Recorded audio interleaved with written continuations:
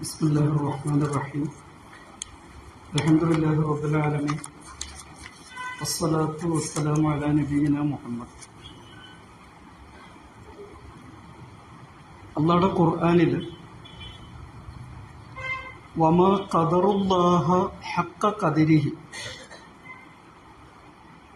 പടച്ചവനെ വില വെക്കേണ്ടതുപോലെ അവർ വില വെച്ചില്ല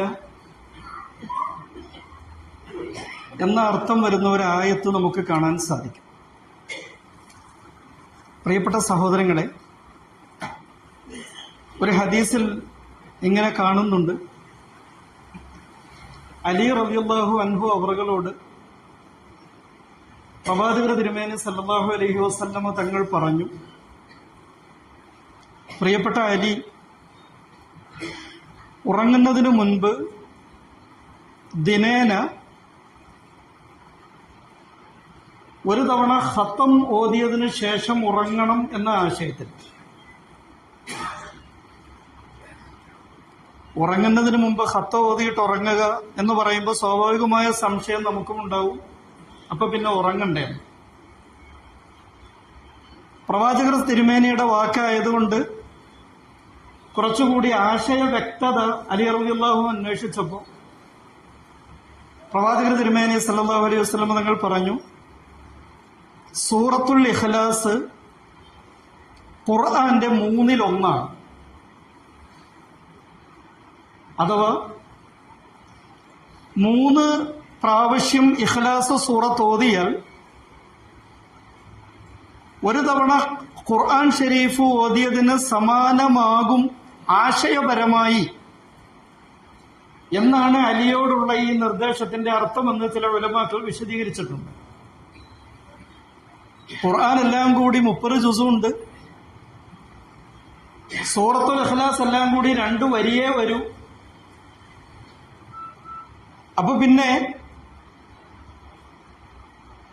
8000-ഓളം ലൈനുള്ള ഖുർആനിലെ 2 ലൈൻ എങ്ങനെയാണ് ഖുർആന്റെ സുലുസാവുക, 1/3 ആവുക? ഉലമാക്കൾ അതിന് പറഞ്ഞ അർത്ഥം, ഖുർആൻ മുഴുനീളം നമ്മൾ പരിശോധിക്കുമ്പോൾ ഖുർആന്റെ കണ്ടന്റ് 3 കാര്യങ്ങളാണ്. ഒന്ന്, അള്ളാഹുവിന്റെ ഏകത്വം, തൗഹീദ്. രണ്ടാമത്തെ ഖുർആൻ ഷരീഫിന്റെ ഭാഗം റിസാലത്താണ്. അള്ളാഹുവിലേക്ക് മനുഷ്യർക്ക് എത്തിച്ചേരാൻ ഇക്കാണുന്ന പ്രപഞ്ചത്തിൽ ഒരു കുറുക്കു വഴിയുമില്ല. റബ്ബിലേക്ക് എത്തിച്ചേരാൻ പ്രപഞ്ചത്തിന്റെ മുമ്പിലുള്ള ഏക വഴി പ്രവാചകന്മാർ പരിചയപ്പെടുത്തിയ വഴിയാണ്. നബിമാര് പരിചയപ്പെടുത്തിയ വഴിയിലൂടെ മുന്നോട്ട് പോയി മാത്രമേ അള്ളാഹുവിലേക്ക് എത്തിച്ചേരാൻ കഴിയൂ. ഇതാണ് ഖുർആൻ ഷരീഫിന്റെ രണ്ടാമത്തെ കണ്ടന്റായ റിസാലത്ത്. വിശുദ്ധ ഖുർആൻ ഷരീഫിന്റെ സുപ്രധാനമായ കണ്ടന്റുകളിൽ മൂന്നാമത്തേത്, അറബിയിൽ അതിനെ ആഖിറത്ത് എന്ന് പറയാം, അഥവാ പരലോക ജീവിതം എന്ന അതിന് ആശയവും പറയാം. പരലോക ജീവിതം എന്ന ഒരു പൂരകമില്ലെങ്കിൽ ഇഹലോക ജീവിതം ആകെ ഒരു പ്രഹേളികയായി മാറും. എന്തിനു പരലോകം വേണം എന്നത് മനുഷ്യരുടെ സ്വാഭാവികമായ ബുദ്ധി കൊണ്ട് ആലോചിച്ചാൽ പോലും മനസ്സിലാകും. അല്ലാഹുവിന്റെ റസൂൽ പറയുന്നുണ്ട്, പരലോകം കൊമ്പില്ലാത്ത ആടിന്റെ പ്രശ്നത്തിന്റെ പരിഹാരമാണ് എന്ന സൂചന. കൊമ്പില്ലാത്ത ആടിന് എങ്ങനെയാണ് ആഖിറം പ്രശ്നപരിഹാരമാവുക? കൊമ്പുള്ള ഒരാൾ കൊമ്പില്ലാത്ത പാവം ആടിനെ ഇഹലോകത്ത് വെച്ച് കുത്തിയാൽ ഈ കൊമ്പില്ലാത്ത ആടിന് പടച്ചവൻ നാളെ ആഖിറത്തിൽ കൊമ്പ് കൊടുത്ത് ഇഹലോകത്ത് വെച്ച് കൊമ്പുണ്ടായിരുന്ന ആടിനെ കൊമ്പില്ലാതെ നിർത്തി ഇവൻ ഇവിടെ കുത്തിയതിന്റെ പകരം വീട്ടിയിട്ടല്ലാതെ ആ മൃഗത്തോട് കൂനു തുറാബ, നിങ്ങൾ മണ്ണായിക്കോളൂ എന്ന് പറയില്ല എന്നത് പ്രവാചക ഹദീസിന്റെ ആശയമാണ്. എന്തിന് ആഖിറം, എന്തിന് പരലോകം, എന്തിന് മരണാനന്തര ജീവിതം എന്ന് അന്വേഷിക്കുന്ന ഒരാൾക്ക് ഈ ഒരാടിന്റെ കഥ തന്നെ ധാരാളമാണ്. പ്രിയപ്പെട്ട സഹോദരങ്ങളെ, തൗഹീദ് കണ്ണിലെ കൃഷ്ണമണിയേക്കാൾ വിലപ്പെട്ടതാണ്. ജീവന്റെ പ്രവാഹമായ ചോരയേക്കാൾ മനുഷ്യജീവിതത്തിൽ പ്രാധാന്യമുണ്ട് തൗഹീദിന്. അല്ലാഹു റബ്ബുൽ ഇസ്സത്തിന് ഏറ്റവും വെറുപ്പുള്ള വാക്ക് തൗഹീദിന് വിരുദ്ധമായ വാക്കാണ്. അല്ലാഹുവിന്റെ ഖുർആനിലെ അൽ കഹ്ഫ് അധ്യായത്തിൽ കബുറത് കലിമത്തൻ തഖ്റുജു മിൻ അഫ്വാഹിഹിം, മനുഷ്യന്മാരുടെ വാഗൊണ്ട് പറയുന്ന ഏറ്റവും വൃത്തികെട്ട വാക്ക്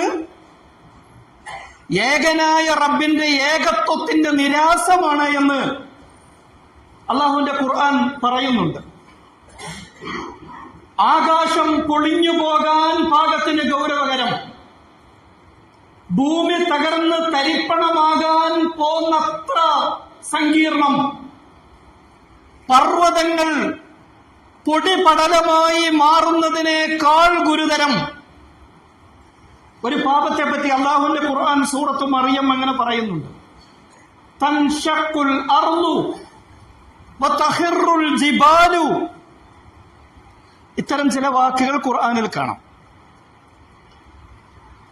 എന്തിനെ കുറിച്ചാണ് പടച്ചവൻ അത് പറഞ്ഞതെന്നറിയുമോ? ഇത്തഖദർ റഹ്മാനു വലദ. അവരവരുടെ വാഗൊണ്ട് പറഞ്ഞ ആ വൃത്തികെട്ട വാക്ക് ഏതാണ്? ആ വാക്ക് റബ്ബുൽ ആലമീനായ പടച്ചോൻ ഒരു മോനുണ്ടത്രേ, മഅ്ബൂദായ നമ്മുടെ അല്ലാഹുവിനൊരു മകനുണ്ടത്രേ. പ്രിയപ്പെട്ട സഹോദരങ്ങളെ, ഈ വാക്ക്, അതിനെക്കുറിച്ച് അല്ലാഹു അവന്റെ ഖുർആൻ ഷരീഫിൽ പറഞ്ഞതിനെ കുറിച്ചാണ് ഞാൻ നിങ്ങളോട് പറഞ്ഞത്. ഇമാം ബുഖാരി ഉദ്ധരിക്കുന്ന ഒരു ഹദീസ് സഹീഹുൽ ബുഖാരിയിലുണ്ട്. മനുഷ്യന്മാർ എന്നെ തെറി പറഞ്ഞു, മനുഷ്യന്മാർ എന്നെ ദുർബലനാക്കി, കദ്ദബനി വശതമനി. റസൂലുള്ളാഹി സ്വല്ലല്ലാഹു അലൈഹി വസല്ലം തങ്ങളോട് ചോദിക്കപ്പെട്ടു, എന്താണ് അല്ലാഹുവിനെ ബലഹീനനാക്കുക എന്ന് പറഞ്ഞാൽ? റസൂലുള്ളാഹി തങ്ങൾ പറഞ്ഞു, മരിച്ചു കഴിഞ്ഞാൽ എന്നെ പുനഃസൃഷ്ടിക്കപ്പെടുകയില്ല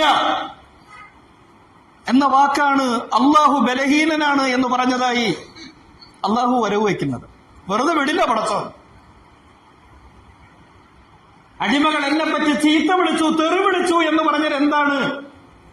റസൂലുള്ളാഹി സ്വല്ലല്ലാഹു അലൈഹി വസല്ലം പറഞ്ഞു, അല്ലാഹുവിനൊരു മകനുണ്ട് എന്ന് അവർ പറഞ്ഞു വരുത്തിയതാണ്. സർവ്വലോകത്തിന്റെയും സംവിധായകനായ, സർവ്വലോകത്തിന്റെയും സൃഷ്ടാവായ, സർവസ്വത്തെയും സംരക്ഷിക്കുന്ന പ്രപഞ്ചത്തിന്റെ പരിപാലകനായ അല്ലാഹുവിനെ കുറിച്ച് മനുഷ്യന്മാർ പറയുന്ന വർത്തമാനത്തിന് ഇത്തിരി മാന്യത വേണമെന്ന് അല്ലാഹുവിന്റെ ഖുർആൻ ഷരീഫ് വളരെ ഗൗരവത്തോടു കൂടി നമ്മോട് ഓർമ്മപ്പെടുത്തുന്നുണ്ട്. പ്രിയപ്പെട്ട സഹോദരങ്ങളെ, മസ്ജിദിലിരിക്കുന്ന വെറും സാധാരണക്കാരായ എന്നെയോ നിങ്ങളിൽ ഒരാളെയെ കുറിച്ച് നാം അറിയാതെ ഒലവക്കോടോ കോത്താഴത്തോ നമ്മുടെ ഒരു മകൻ വളരുന്നുണ്ട് എന്ന് പറയുന്ന വാക്കിന്റെ അർത്ഥം സഹോദരങ്ങളെ, ചോറുണ്ണുന്ന എല്ലാ ജന്തുക്കൾക്കും മനസ്സിലാവും. റബ്ബുൽ ആലമീനായ പടച്ചോനെ കുറിച്ച് അത് പറയുന്നതിന്റെ ഗൗരവം എന്തുമാത്രമാണ്. റഹ്മത്തുള്ളാഹിൽ കീരാൻവി അദ്ദേഹത്തിന്റെ ഒരു ഗ്രന്ഥത്തിൽ രേഖപ്പെടുത്തുന്നുണ്ട്, പ്രഗത്ഭനായ ഒരു മുസ്ലിം ദാഇ ഒരിക്കൽ മാർപ്പാപ്പായെ കാണാൻ വേണ്ടി വത്തിക്കാൻ സിറ്റിയിൽ ചെന്നു. ചെന്ന ഉടനെ ഔപചാരികമായി അദ്ദേഹം ആദ്യമായി ചോദിച്ചത്, സലാം പറഞ്ഞതിനു ശേഷം ഭാര്യയ്ക്കും മക്കൾക്കും ഒക്കെ സുഖമാണോ എന്നൊരു വാക്കാണ് അദ്ദേഹം ചോദിച്ചത്. പ്രിയപ്പെട്ടവരെ, വത്തിക്കാൻ വിറച്ചു. കൊട്ടാരത്തിലെ ജ്ഞാനികളുടെ മുഴുവൻ മുഖം രുദ്രഭാവമായി. എന്തിനു വേണ്ടി? മാർപ്പാപ്പായോട് കെട്ടിയോക്കും മക്കൾക്കൊക്കെ സുഖമാണോ എന്ന് ചോദിച്ചത് വത്തിക്കാൻ സിറ്റിക്ക് താങ്ങാൻ പറ്റിയില്ല. അയാൾ മനുഷ്യനാണ്, രണ്ട് കാലും ഒക്കെ ഉള്ള, കണ്ണും മൂക്കും ഒക്കെ ഉള്ള, ബാത്റൂമിലൊക്കെ പോകുന്ന, കഞ്ഞിവെള്ളം കാച്ചി കുടിക്കുന്ന ഒരു മനുഷ്യനെ കുറിച്ച് പ്രിയപ്പെട്ടവരെ അയാൾക്കത് പാടില്ല എന്ന് പറയുന്നുണ്ട്. അള്ളാഹു പറയുന്നു, കുൽ, മനുഷ്യ സമൂഹമേ പറയുക, അല്ലാഹു അഹദ്, നമ്മുടെ അല്ലാഹ് ഏകനാണ്. ലം യലിദ്, അല്ലാഹ്ക്കൊരു മകനില്ല. വലം യൂലദ്, അല്ലാഹ് ഒരു പിതാവിന്റെ മകനുമല്ല. വലം യകുൽ ലഹു കുഫുവൻ അഹദ്, അല്ലാഹുവിന് സമമായി ഒരാളുമില്ല. പ്രിയപ്പെട്ട സഹോദരങ്ങളെ, ഡിസംബർ മാസം തീരാൻ പോവുകയാണ്. ഡിസംബർ 25-ന് മുസ്ലിം സമൂഹത്തിനോട് എനിക്ക് കൈമാറാൻ തോന്നുന്ന ഏറ്റവും വലിയ സന്ദേശം ക്രിസ്തുമസ് അത് ആഘോഷമല്ലേ, മതത്തേക്കാൾ വലുത് മതേതരത്വമല്ലേ, ഏകദൈവ വിശ്വാസത്തെക്കാൾ പ്രധാനമല്ലേ സഹവർത്തിത്വവും സാഹോദര്യവും, അയൽക്കാരോടുള്ള കടമകൾ വലിയ സംഭവമാണെന്ന് റസൂലുള്ളാഹി തങ്ങൾ പറഞ്ഞിട്ടില്ലേ? അതുകൊണ്ട് ഒരു സ്റ്റാർ നമ്മുടെ വീടിന്റെ മോന്താഴത്തിലും തൂങ്ങിക്കിടക്കട്ടെ. പുതിയതായി സത്യപ്രതിജ്ഞയൊക്കെ ചെയ്ത് പഞ്ചായത്തിന്റെയും മുനിസിപ്പാലിറ്റിയുടെയും ഒക്കെ ക്യാബിനറ്റ് മന്ത്രിയായി അവരോധിതനായതല്ലേ? എല്ലാവർക്കും കൂടി ഒരു ക്രിസ്മസ് ദിനാശംസകൾ. പ്രിയപ്പെട്ട സഹോദരങ്ങളെ, നമ്മിൽ ഒരുപാട് ആൾക്കാരുടെ ഒരു ശീലമാണത്. സഹോദര സമൂഹത്തിന്റെ ആഘോഷങ്ങളാണ്. അവരുടെ ആഘോഷങ്ങൾ എത്ര കളർഫുള്ളായി ആഘോഷിക്കാൻ സാധിക്കുമോ അങ്ങനെ അവർ ആഘോഷിക്കുന്നെങ്കിൽ അത് ആഘോഷിക്കട്ടെ. പക്ഷേ നമുക്ക് നമ്മുടെ തൗഹീദ് വലുതാണ്. പടച്ചവന് മകൻ പിറന്ന ദിവസം, birthday of son of God, സഹോദരങ്ങളെ, അതാണ് ക്രിസ്തുമസ്. എന്റെ എല്ലാ ആശംസകളും ചേട്ടായി നിങ്ങൾക്ക് നേരുന്നു എന്ന് നാം പറഞ്ഞാൽ, സഹോദരങ്ങളെ, കോടാലി വീഴുന്നത്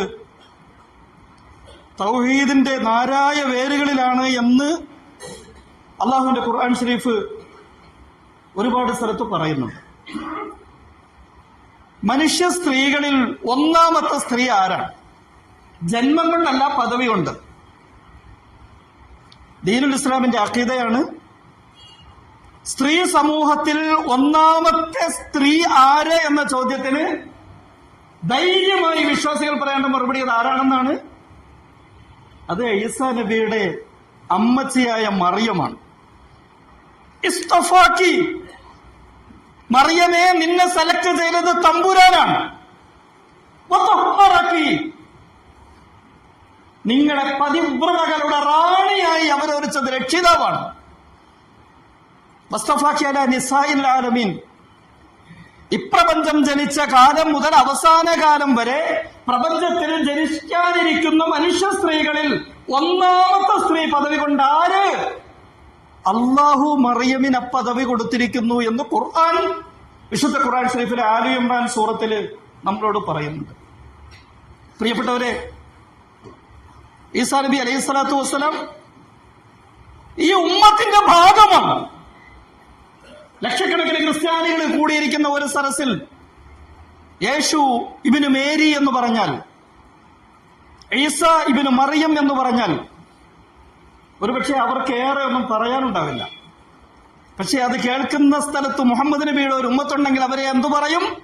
അലൈഹിസ്സലാം, പടച്ചോനെ, ഈസാ പ്രവാചകനെ നീ അനുഗ്രഹിക്കണമേ.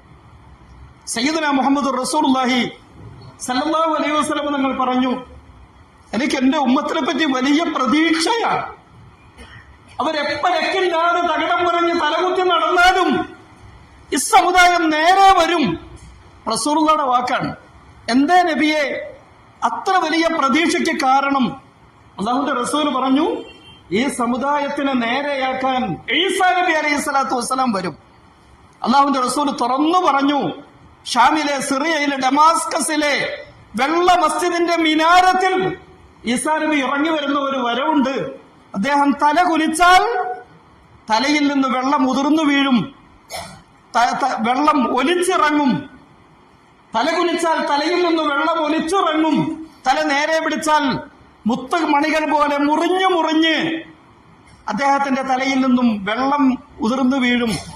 ഈസാ നബി ഖിയാമത്ത് നാളോടനുബന്ധിച്ച് ദമാസ്കസിലെ മസ്ജിദിന്റെ വെള്ളമനാറിൽ ഇറങ്ങുമ്പോ അദ്ദേഹം 2 കൈകൾ ഊന്നിയാണ് ആകാശത്തിൽ നിന്ന് പള്ളിയുടെ മനാറിലേക്ക് ഇറങ്ങുക. അദ്ദേഹത്തിന്റെ ഒരു കൈ ജിബ്രീലിന്റെ തോളിലും മറുകൈ മീകായിലിന്റെ തോളിലുമാണ്. 2 മലായിക്കകളുടെ തോളിലാണ് എന്ന് പറഞ്ഞ ഹദീസിനെ വിശദീകരിച്ചുകൊണ്ട് ആ മലായിക്കത്തുകൾ ജിബ്രീലും മീകായിലുമാണ് എന്ന് ഹദീസിന്റെ പണ്ഡിതന്മാർ എഴുതി വെച്ചിട്ടുണ്ട്. പ്രിയപ്പെട്ട സഹോദരങ്ങളെ, അവിടെ നിന്ന് ഇറങ്ങി വന്നാൽ ഈസാ നബി അലൈഹി സ്വലാത്തു വസ്സലാം ലോകത്ത് നടപ്പിലാക്കുന്ന ഐതിഹാസികമായ 3 പ്രവർത്തനത്തിനെ പറ്റി സയ്യിദുനാ മുഹമ്മദുർ റസൂലുള്ളാഹി സ്വല്ലല്ലാഹു അലൈഹി വസല്ലം തങ്ങൾ പഠിപ്പിക്കുന്നുണ്ട്. ഇമാം ബുഖാരിയിലെ സഹീഹ് നമുക്ക് വായിക്കാം. അദ്ദേഹം ചെയ്യുന്ന 1ാമത്തെ നവോത്ഥാന പ്രവർത്തനം യഖ്തുലുൽ ഖിൻസീർ. ഖിൻസീറിനെ അദ്ദേഹം കൊന്നുകളയും. ഖിൻസീറിനെ അദ്ദേഹം കൊല്ലും. 2ാമത് അദ്ദേഹം ചെയ്യുന്നത് വയക്സിറുസ് സലീബ. യഥേഷ്ടം ലോകത്ത് കൃഷി ചെയ്യപ്പെട്ടുകൊണ്ടിരിക്കുന്ന വേരുകളും കായ്ക്കളും പൂകളും പുഷ്പങ്ങളും സുഗന്ധവും ഒന്നുമില്ലാത്ത കുരിശ് കൃഷി ഈസാ നബി അലൈഹി സ്വലാത്തു വസ്സലാം കുരിശുകൾ തകർക്കും. 3ാമത്തേത് വയലഉൽ ജിസിയ്യത. ജിസിയയെ അദ്ദേഹം നിർമാർജനം ചെയ്യും. അല്ലാഹുവിന്റെ റസൂൽ സല്ലല്ലാഹു അലൈഹി വസല്ലം തങ്ങൾ പറഞ്ഞു, അന്ന് ലോകത്തിനൊരു മാറ്റം സംഭവിക്കും. പ്രപഞ്ചത്തിൽ കൂടി പണം ഒഴുകി നടക്കും. പണം കൊടുത്താൽ വാങ്ങാൻ ഒരാളില്ലാത്ത വണ്ണം ഇഹലോകത്തുള്ള സർവ്വ മനുഷ്യരും അന്ന് സാമ്പത്തിക സുസ്ഥിതിയിലാകും. ഈ ഹദീസിനെ വിശദീകരിച്ചുകൊണ്ട് ഉലമാക്കൾ എഴുതി, പിന്നെ മനുഷ്യന് ശാരീരികമായ ഇബാദത്തുകൾ മാത്രമേ കാണൂ എന്ന്. പൈസ കൊണ്ട് ചെയ്യാൻ പറ്റുന്ന ഇബാദത്തുകളുടെ കാലം അന്ന് കഴിഞ്ഞിട്ടുണ്ടാവും. പിന്നെ സക്കാത്തില്ല, പിന്നെ സ്വതക്കയില്ല, പിന്നെ ഹദിയയില്ല. അത് ചുമന്നുകൊണ്ട് നടക്കാൻ ആൾക്കാർക്ക് വയ്യാത്ത ഒരു സാഹചര്യം വരുമെന്ന് സയ്യിദുന മുഹമ്മദ് റസൂലുള്ളാഹി സല്ലല്ലാഹു അലൈഹി വസല്ലം തങ്ങൾ പറഞ്ഞു. അന്ന് മനുഷ്യന് അള്ളാഹുവിലേക്ക് അടുക്കാൻ കഴിയുന്ന ഏറ്റവും വലിയ ഇബാദത്തായി സുജൂദുകൾ മാറുമെന്ന് ഇമാം ബുഖാരി റഹ്മഹുല്ലാഹ് നമ്മളെ പഠിപ്പിക്കുന്നുണ്ട്. വഇമ്മിൻ അഹ്ലിൽ കിതാബി, പരിശുദ്ധ ഖുർആൻ പറഞ്ഞു, സർവ്വ അഹ്ലി കിതാബികളും ഇല്ലാ വയുഅ്മിനു ബിഹി, ഈസാ നബി അലൈഹി സ്വലാത്തു വസ്സലാമയെ കൊണ്ട് അന്ന് വിശ്വസിക്കും. ഈസാ നബി ബെസ്റ്റാഡാണെന്ന് പറഞ്ഞു വരുത്തുന്ന യഹൂദികൾ, ഈസാ നബി ദൈവപുത്രനാണ് എന്ന് പറയുന്ന അതിന്റെ ആൾക്കാർ, മുസ്ലിം സമൂഹം, ഈ 3 വിഭാഗവും അന്നൊന്നായി ഈസാ നബി അലൈഹി സ്വലാത്തു വസ്സലാമയുടെ പുറകിൽ അണിനിരക്കുമെന്ന് സയ്യിദുനാ മുഹമ്മദുർ റസൂലുള്ളാഹി സല്ലല്ലാഹു അലൈഹി വസല്ലം തങ്ങൾ നമ്മളോട് പറഞ്ഞു പഠിപ്പിക്കുന്നുണ്ട്. പ്രിയപ്പെട്ടവരെ, ഈസാ നബി നമ്മുടെ പ്രിയപ്പെട്ട നബിയാണ്. ഈസാ നബിയുടെ ഉമ്മ മറിയം എന്റെ നബിയുടെ ഭാര്യയായ ഖദീജയേക്കാൾ അള്ളാഹുവിന്റെ അടുത്ത് പദവിയുള്ള സ്ത്രീയാണ്. സഹോദരങ്ങളെ, അവരെ കുറിച്ച് മോശം പറയുന്ന ആൾക്കാരോട് ആശംസകൾ നേർന്നും സഹവർത്തിത്വം നടത്തിയും സഹവസിച്ചും നമ്മളൊക്കെ ഒന്നാണെന്ന് പറയുന്നത് ഇസ്ലാമിന്റെ ഭാഗമല്ല എന്ന് പ്രിയപ്പെട്ട സഹോദരങ്ങളെ നിങ്ങളോട് ഞാൻ ഓർമ്മപ്പെടുത്തുകയാണ്. ദൈവപുത്രൻ എന്ന് ബൈബിൾ പുസ്തകം പറഞ്ഞിട്ടുണ്ട് ആദം നബിയെ കുറിച്ച്. ദൈവപുത്രൻ എന്ന് ബൈബിൾ പുസ്തകം പറഞ്ഞിട്ടുണ്ട് ഹിസ്ഖീൽ എന്ന നബിയെ കുറിച്ച്. ദൈവപുത്രൻ എന്ന് ബൈബിൾ പുസ്തകം വിളിച്ചിട്ടുണ്ട് ദാനിയേൽ പ്രവാചകനെ കുറിച്ച്. അള്ളാഹുവിന്റെ ദീൻ സമൂഹത്തിൽ പ്രചരിപ്പിക്കാൻ വേണ്ടി വന്ന അമ്പിയാക്കളെ കുറിച്ച് നബിമാരുടെ സമൂഹമേ നിങ്ങൾ ദൈവപുത്രന്മാർ എന്ന് ബൈബിൾ വിളിച്ചിട്ടുണ്ട് പലതവണ. അള്ളാഹുവിൽ വിശ്വസിച്ചും പ്രവാചകന്മാർ പറയുന്നതനുസരിച്ചും ഒരു പരലോക ജീവിതം പ്രതീക്ഷിച്ചും കഴിയുന്ന വിശ്വാസി സമൂഹത്തിനെ ബൈബിളിന്റെ പുതിയ നിയമവും പഴയ നിയമവും ദൈവപുത്ര എന്ന് വിളിക്കുന്നുണ്ട്. പ്രിയപ്പെട്ട സഹോദരങ്ങളെ, അങ്ങനെ ഒരു വിളിയാണ് യേശുക്രിസ്തുവിനെ കുറിച്ചും വിളിച്ചത്. എന്നാൽ ഇതേ ബൈബിൾ പുസ്തകത്തിൽ 88 തവണ മനുഷ്യപുത്ര എന്ന് ഈസാ പ്രവാചകനെ വിളിച്ചത് നമുക്ക് കാണാൻ സാധിക്കും. നാമും കൂടി അറിയേണ്ട വിഷയമായതുകൊണ്ട് അടുത്ത വ്യാഴാഴ്ച കാലിടറി പോകാതിരിക്കേണ്ടതുള്ളത് കൊണ്ട് ഞാനിത് ഓർമ്മപ്പെടുത്തുകയാണ്. പ്രിയപ്പെട്ട ഈസാ നബി അലൈഹിസ്സലാം നമ്മുടെ പ്രിയപ്പെട്ട നബിയാണ്. അള്ളാഹുവിന്റെ ലക്ഷത്തിലേറെ വരുന്ന നബിമാരിൽ 5 നബിമാരെ പെറുക്കി കൂട്ടി ഇവരാണ് ശ്രേഷ്ഠർ എന്ന് പറഞ്ഞാൽ റസൂൽ എന്ന് പറഞ്ഞു അതിലൊന്ന് ഈസാ നബി അലൈഹി സ്വലാത്തു വസ്സലാമയാണ്. ഖുർആൻ ഷരീഫിലെ ആലു ഇമ്രാൻ സൂറത്ത് ഈസാ നബിയുടെ കുടുംബത്തിന്റെ കഥ പറയുന്നതാണ്. ഖുർആൻ ഷരീഫിലെ സൂറത്ത് മറിയം ഈസാ നബി അലൈഹി സ്വലാത്തു വസ്സലാമയുടെ കഥ പറയുന്നതാണ്. പക്ഷേ ഈസാ നബിയെ ഈസാ നബിയുടെ സ്ഥാനത്ത് കാണാനും റബ്ബുൽ ആലമീനായ പടച്ചവനെ അവന്റെ സർവത്ര മഹത്വത്തോടു കൂടി കാണാനും നമുക്ക് ബാധ്യതയുണ്ട്. അല്ലാഹു റബ്ബുൽ ഇസ്സത്ത് തൗഹീദിൽ അടിയുറച്ചു നിൽക്കാൻ നമ്മയൊക്കെ അനുഗ്രഹിക്കുമാറാവട്ടെ. തൗഹീദിന്റെ പുറത്തുപോയി നരകം ഇരന്നു വാങ്ങാൻ സാധ്യതയുള്ള നമ്മുടെ ആത്മമിത്രങ്ങളെ എങ്കിലും തൗഹീദിലേക്ക് ഇഖ്ലാസോടെ ക്ഷണിക്കാനുള്ള ആ വലിയ മനസ്സ് നൽകി റബ്ബുൽ ആലമീനായ പടച്ച തമ്പുരാൻ നമ്മെ എല്ലാവരെയും അനുഗ്രഹിക്കുമാറാവട്ടെ. വആഖിറു ദുആഇ അൽഹംദുലില്ലാഹി റബ്ബിൽ ആലമീൻ.